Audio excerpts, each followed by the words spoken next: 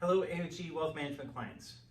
While we usually love talking about March Madness, it's usually the basketball variety and not the banking stock market variety.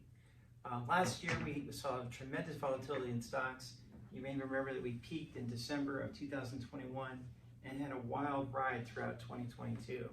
Even though some people thought that we were in a recession, technically we never actually reached recession status. Jim Wortlip, myself, and the rest of your investment committee have been working with a team of chartered financial analysts to look at not just the most commonly known step, the 210 inversion, but the two steps that typically follow that. They give a much closer view of what happens where we have a correction and recession. So the first step, of course, was we have on here the federal funds rate, too low for way too long. We have the 2-year and 10-year federal treasuries, the 10 being higher, the 2 being the lower, here until July of 2022.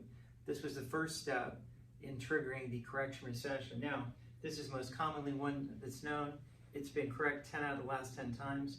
Unfortunately, it's like using a sundial to time a 100-yard dash. It tells you that sometime in the next 6 to 30 months, the economy will enter recession and a correction will follow. However, we can get a closer time frame by looking at step 2. So here we see step 2, and this is where the federal funds rate finally pulled ahead of the 2-year treasury. And this occurred in December of this year. And then step 3, and this is where the true March Madness kicks in. So while we expected the 2-year treasury to drop relative to the 10, when we had the Silicon Valley banking crisis, both of them actually dropped significantly. This is the 2-year treasury and this is the 10-year treasury.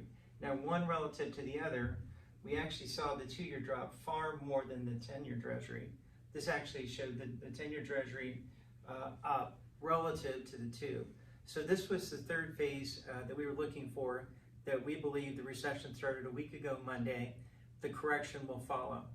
Now, you've seen that we've taken a number of steps within your portfolio, some extraordinary steps to get your portfolios ready for this, but you'll have to tune in next week to hear my partner, Jim Wortlip, review all the steps we've taken specifically in your portfolio to get ready for not the good March Madness, but the bad March Madness.